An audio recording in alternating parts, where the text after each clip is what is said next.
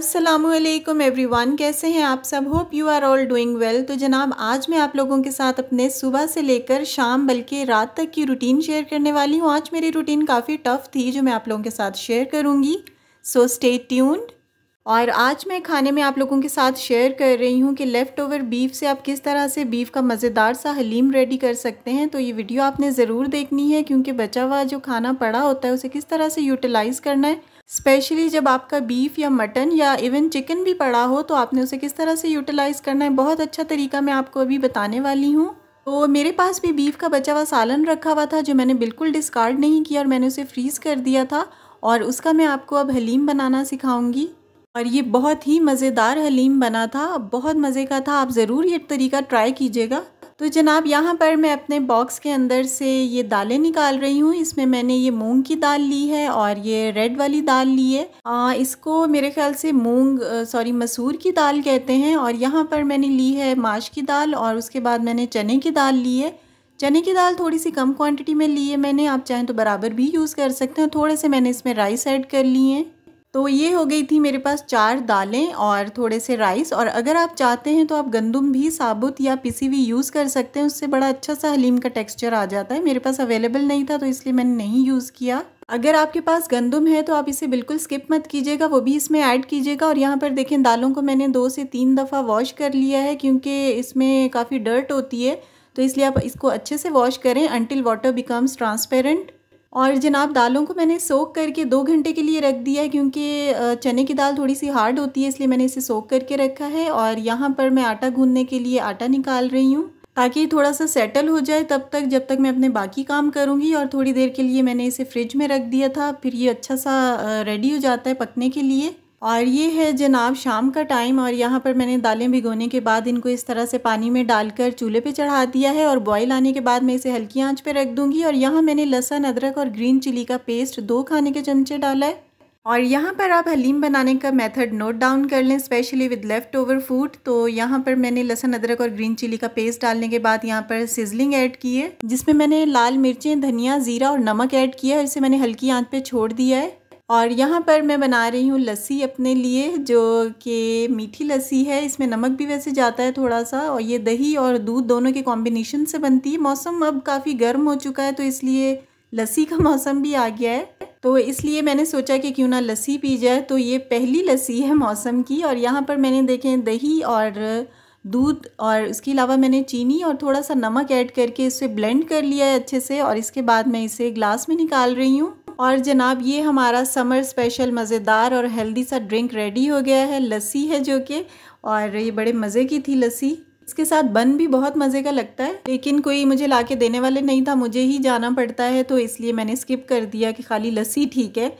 Anyways जनाब यहाँ पर मैंने जो दाल रख दी थी वो मैंने अभी 1 घंटे के बाद देखी है दालें तमाम मेरी गल चुकी हैं। और यहाँ पर अब मेरा जो लेफ़्ट ओवर बीफ रखा हुआ था वो मैंने ऐड किया है। ये तकरीबन 1 से 1.5 पाव के करीब होगा और ये ऑलरेडी कुक्ड है। इस तरह मैंने इसे बाद में अंदर डाल दिया है दाल के। और अब मैं देख रही हूँ कि मेरे पास हलीम मसाला है भी या नहीं, तो इसलिए डरते डरते मैंने कैबिनेट खोला है कि अल्लाह करे रखा हुआ हो, नहीं तो मुझे लेने जाना पड़ेगा नीचे। तो हलीम मसाला ये देखें, कोरमा नज़र आ रहा है आपको, बिरयानी नज़र आ रहा होगा। और ये हमें हलीम मसाला भी मिल गया है क्योंकि जब काफ़ी टाइम के बाद हम ये चीज़ें बनाते हैं तो याद भी नहीं रहता कि कौन सा मसाला अब हमारा ख़त्म हो गया है और कौन सा अवेलेबल है। तो इस तरह मुझे खैर मसाला मिल गया है और अब मैं अंदाज़े से इसमें डाल रही हूँ। बस इस तरह से सिंपली आपने मसाला डाल देना है और इसी से बहुत अच्छा सा फ्लेवर आ जाएगा और बिल्कुल आपका दाल और जो बीफ का लेफ़्ट ओवर सालन का मिक्सचर आपने रेडी किया है वो बिल्कुल हलीम जैसा बन जाएगा। And believe me it's very delicious. और आप ज़रूर ट्राई कीजिएगा, स्पेशली जब आपका सालन बचा हुआ हो और आपने उसे यूटिलाइज़ करना हो।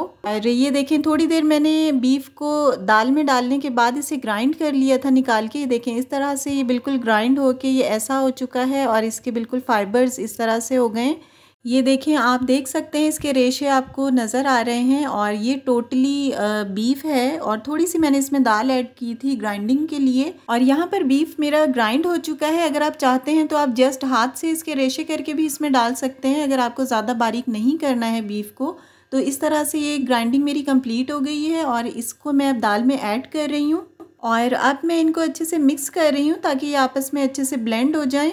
और आपने एक चीज़ नोटिस की होगी कि इसमें मैंने बिल्कुल भी कुकिंग ऑयल यूज़ नहीं किया है, even did not use a single drop of cooking oil. और फिर भी देखें बहुत मज़े का बना है और देखने में भी मज़े का लग रहा है ऑब्वियसली।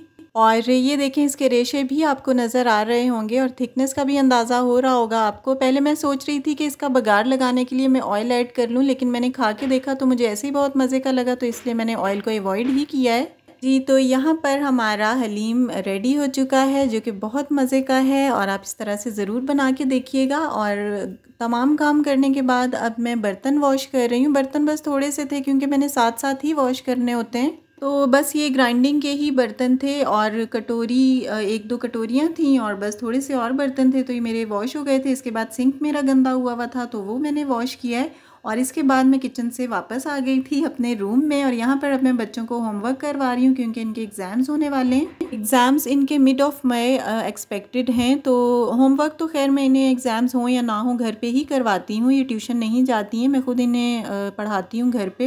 तो यहाँ पर मैं आयशा को प्रेजेंट इंडेफिनिट टेंस सिखा रही थी और इसको मैंने कहा था कि आप इसका पॉजिटिव बनाएं पहले, फिर नेगेटिव एंड देन इंट्रोगेटिव, और उसके बाद मैंने इसे पास्ट इंडेफिनिट टेंस भी सिखाया था और कल मैं इसे बाकी के टेंसेस सिखाऊंगी। बाकी सब सब्जेक्ट्स तो बच्चे कर लेते हैं, लेकिन मैथ्स थोड़ा सा हेक्टिक हो जाता है बच्चों के लिए भी और ऑब्वियसली मेरे लिए भी, क्योंकि थोड़ा सा टाइम टेकिंग होता है, बहुत ज़्यादा उसमें सर भी खपाना पड़ता है बच्चों के साथ। तो बच्चों को काम देकर मैं किचन में आ गई थी और आयशा तो थोड़ा सा टाइम लगाती है करने में, लेकिन हानी को जब मैं काम देकर किचन में आती हूँ, वो 1 क्लास में है, तो उसे मैं काम कोई देकर किचन में आती हूँ कि जब तक आप ये करोगी मैं किचन में अपना काम कर लेती हूँ, तो वो मेरे पीछे ही फ़ौरन आ जाती है और आके मम्मा I have done my work फ़ौरन आ जाती है। तो मुझे फिर किचन से वापस जाना पड़ता है, उसका चेक करना पड़ता है। तो ये सारी चीज़ें तो हम मदर्स को बच्चों के साथ फेस करनी होती हैं जब हम घर पे पढ़ाएं उनको। एनी हाउ जी, यहाँ पर अब मैं कपड़े वॉश कर रही हूँ और वीडियो को भी यहीं पर ख़त्म करती हूँ। वीडियो अच्छी लगी हो तो please thumbs up and if you are new on my channel please do subscribe and leave a beautiful comment below. आपसे मिलती हूँ अगली वीडियो में। अपना बहुत सारा ख्याल रखिएगा, अपने प्यारों का ख्याल रखिएगा। इंशाल्लाह नेक्स्ट वीडियो में मुलाकात होती है। टेक केयर और बाय बाय।